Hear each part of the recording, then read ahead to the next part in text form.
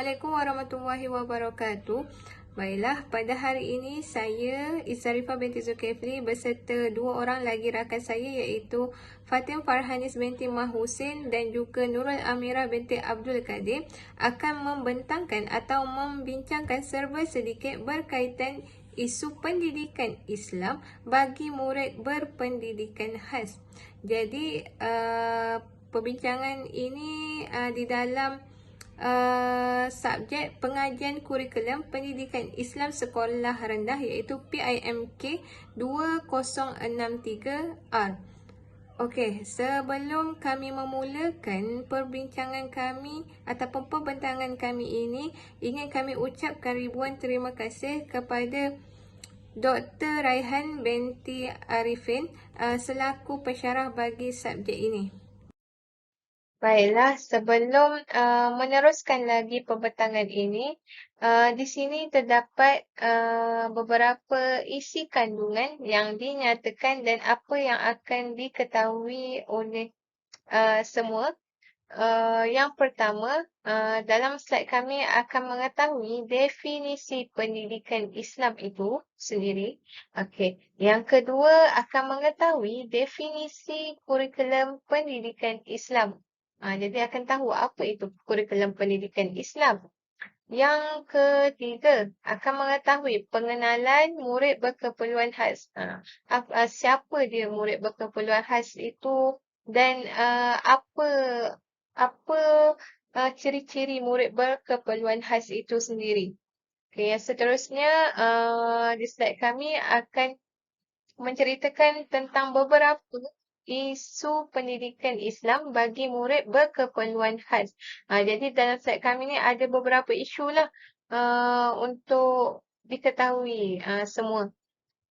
Dan yang seterusnya, penambahbaikan pengajaran pendidikan Islam bagi murid berkeperluan khas. Jadi di sini terdapat beberapa cadangan yang telah kami nyatakan untuk dilihat. Dan yang terakhir adalah kesimpulan. Kita pergi pula kepada apa itu pendidikan Islam.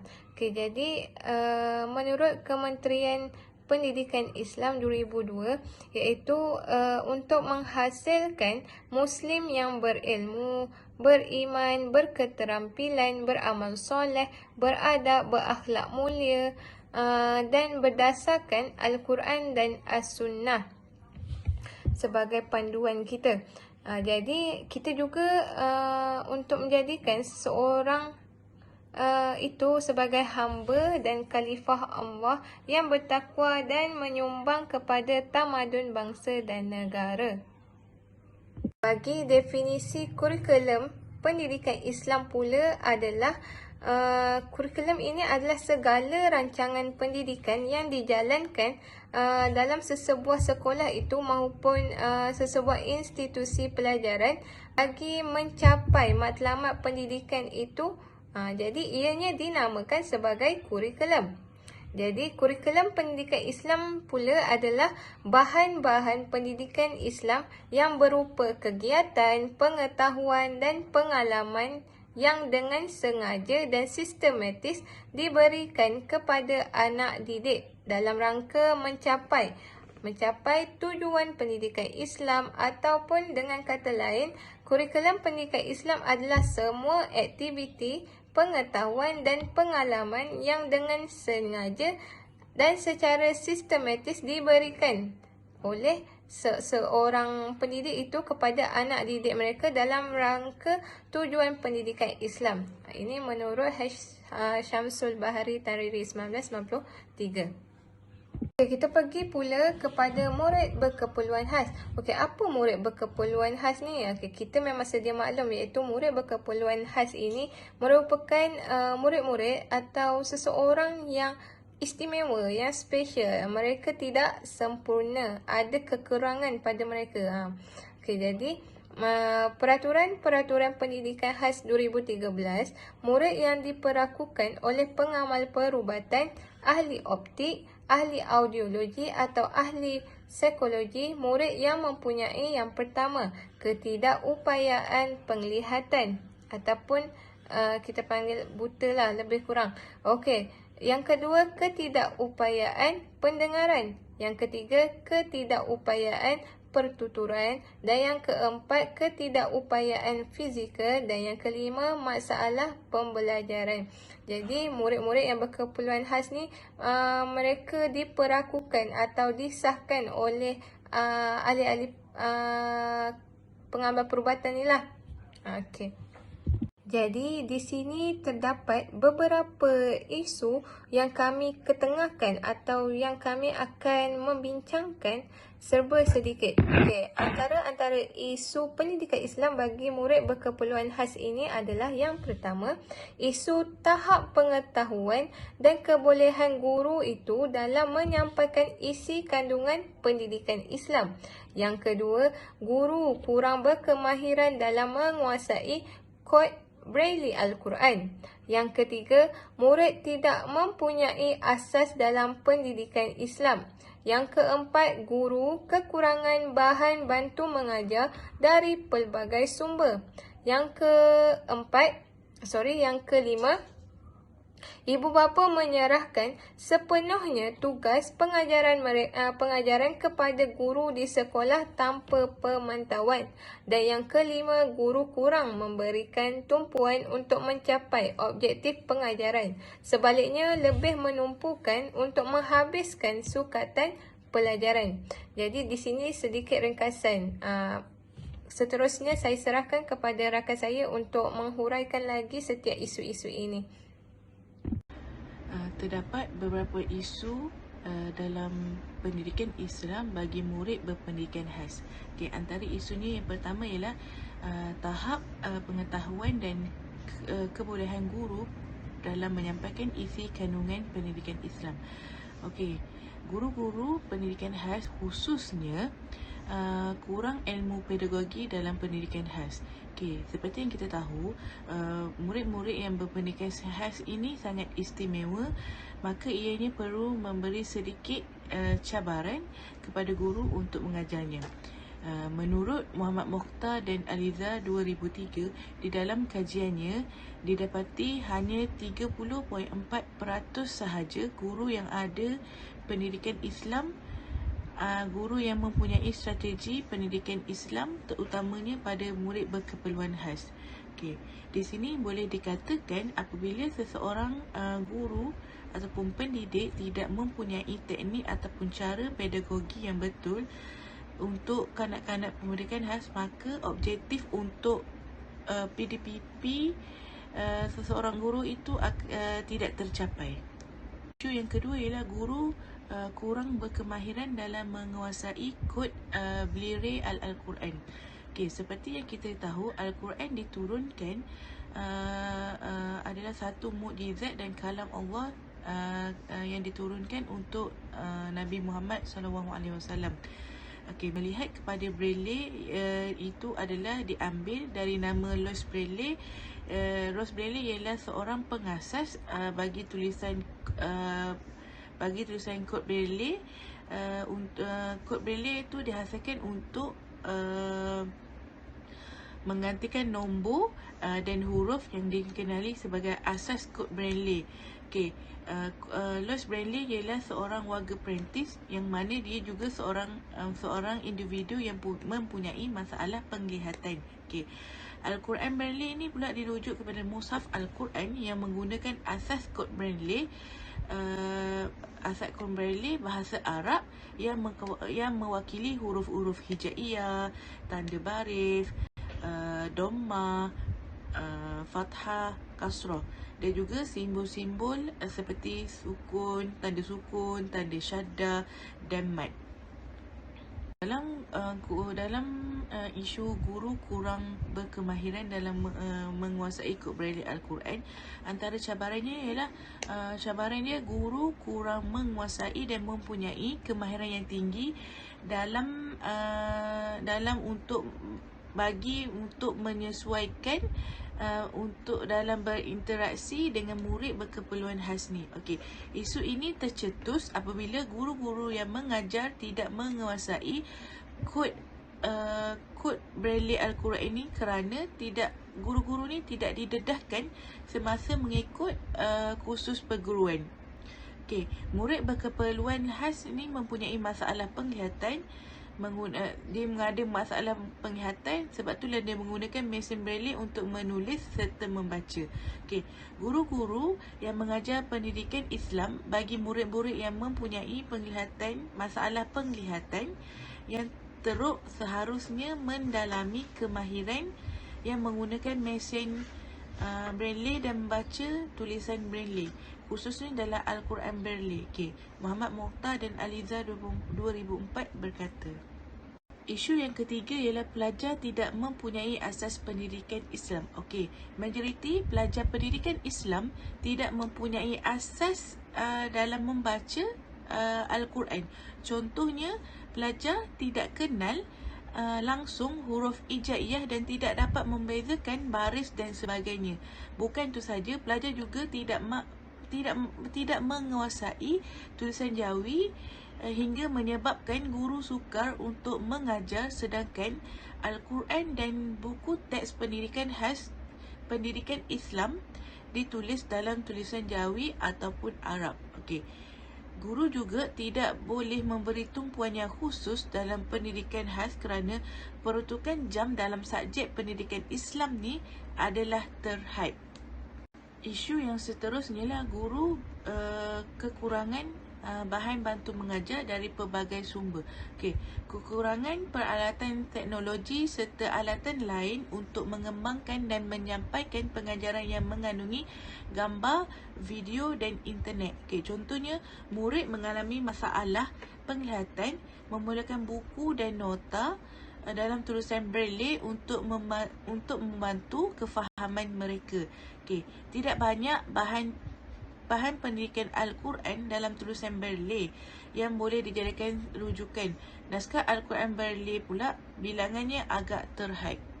Seterusnya, ibu bapa menyerahkan sepenuhnya tugas pengajaran kepada guru di sekolah tanpa pemantauan. Okey, yang pertama, ibu bapa kurang menunjukkan minat dalam pembelajaran anak-anak istimewa mereka. Yang kedua, ibu bapa yang kurang sedar betapa pentingnya memberi pendidikan kepada anak-anak istimewa. Yang ketiga, penglibatan ibu bapa dalam aktiviti yang dianjurkan oleh pihak sekolah kurang mendapat sambutan yang menggalakkan. Yang keempat, ibu bapa menyimpan hasrat yang terlalu tinggi untuk anak mereka mendapatkan hasil yang terbaik dalam tempoh yang singkat. Maksudnya, bila dia hantar anak ke sekolah, dalam tempoh yang singkat dia nak anak dia pandai sesuatu benda tu dengan cepat. Sedangkan dia tak sedar yang anak dia tu adalah anak istimewa yang lambat untuk fokus, lambat untuk mendapatkan sesuatu. Okey, seterusnya ibu bapa yang sibuk dengan kerja sehingga perkembangan diri anak tersebut terabai. Sedangkan masa anak-anak banyak dengan ibu bapa. Jadi sepatutnya ibu bapa yang banyak mengajar anak, bukannya guru-guru di sekolah. Tapi disebabkan ibu bapa terlalu sibuk, jadi tugas tersebut berat untuk guru pikul untuk mengajar anak-anak istimewa ni lebih daripada ibu bapa mereka sendiri. Okey, baiklah. Isu yang terakhir adalah guru kurang memberikan tumpuan untuk mencapai objektif pengajaran. Sebaliknya, lebih menumpukan untuk menghabiskan sukatan pelajaran. Okey, masa pembelajaran yang agak terhad. Yang kedua, guru lebih tumpu kepada sukatan pelajaran yang melibatkan peperiksaan saja. Nak habiskan yang tu, fokus nak habiskan yang tu. Disebabkan masa yang singkat, guru kurang memberi penekanan kepada pengajaran Al-Quran. Guru lebih mengajar kepada subjek-subjek mata-mata pelajaran yang masuk periksa sahaja. Okey, slide seterusnya, penambahbaikan pengajaran pendidikan Islam bagi murid berkeperluan khas. Apa penambahbaikan pengajaran yang kita boleh lakukan. Okey, yang pertama, pembangunan profesional diri yang berterusan. Guru perlu sentiasa menimba ilmu dan pengetahuan baru serta menambah baik amalan pengajaran dengan mengikuti kursus, seminar dan sebagainya. Ini adalah guru sendiri.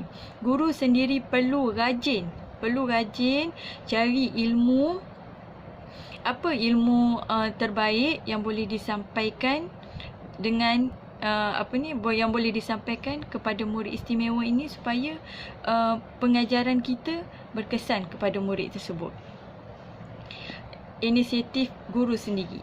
Lagi-lagi sekarang kan macam-macam teknologi, macam-macam modul yang ada yang boleh dijadikan sumber rujukan untuk kita ajar budak-budak istimewa, murid-murid istimewa. Okey, seterusnya membangunkan buku teks berbentuk audio. Murid lebih memahami maklumat yang disampaikan melalui video. Proses PNP dapat menarik minat murid.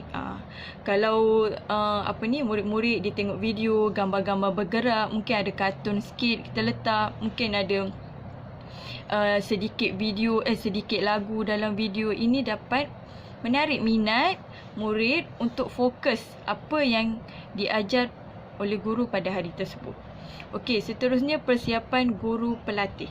Kurikulum kepada guru pelatih perlu ditambah baik dengan menyediakan kursus-kursus yang memberikan pengetahuan asas dan panduan kepada guru untuk menyampaikan pengajaran kepada murid berkeperluan khas. Maksudnya persiapan guru pelatih ni kita kena sebarkan lagi. Maksudnya kita kena perluaskan lagi dengan mengadakan kursus, seminar ataupun apa-apa yang berbentuk menambahkan ilmu pengetahuan. Supaya guru-guru ni makin berpengetahuan macam mana nak handle, macam mana nak mengajar budak-budak berkeperluan khas. Okey, menambahkan sistem latihan perguruan. Pendidikan Islam dan pendidikan khas perlu digabungkan ketika latihan perguruan dijalankan agar guru diberikan pendedahan awal mengenai pengajaran pendidikan Islam bagi pelajar berkeperluan khas. Okey, seterusnya akhir sekali sokongan ibu bapa. Sokongan ibu bapa ni amat penting untuk kita memberi semangat kepada anak-anak kita untuk terus belajar walaupun anak-anak kita ni adalah anak-anak istimewa. Okey, informasi tentang pelbagai inisiatif KPM untuk meningkatkan kemandirian murid berkeperluan khas perlu disebarkan agar ibu bapa lebih faham dan dapat berganding bahu bagi membantu meningkatkan kebolehan anak mereka dalam mempelajari pendidikan Islam.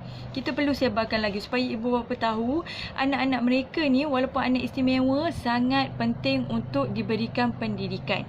Sekurang-kurangnya mereka golongan istimewa ini tahu untuk menguruskan diri sendiri. Okey, last sekali kesimpulan. Melalui pendidikan Islam, murid berkeperluan khas berpeluang untuk meningkatkan ilmu, memperkembangkan kemahiran sosial, memperolehi kelayakan akademik dan berpeluang untuk menjana minda mereka. Justru itu, pemerkasaan pengurusan pendidikan Islam terhadap murid berkeperluan khas perlu diberi perhatian yang sewajarnya oleh semua pihak yang terlibat bagi meningkatkan pembangunan spiritual dan kerohanian murid-murid.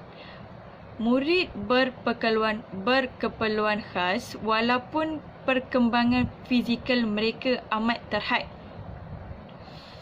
Oleh yang demikian, strategi bagi memperkasakan pendidikan Islam bagi murid berkeperluan khas perlu dirancang dan disusun dengan sebaiknya supaya matlamat pendidikan Islam terhadap murid berkeperluan khas dapat dicapai dengan cemerlang.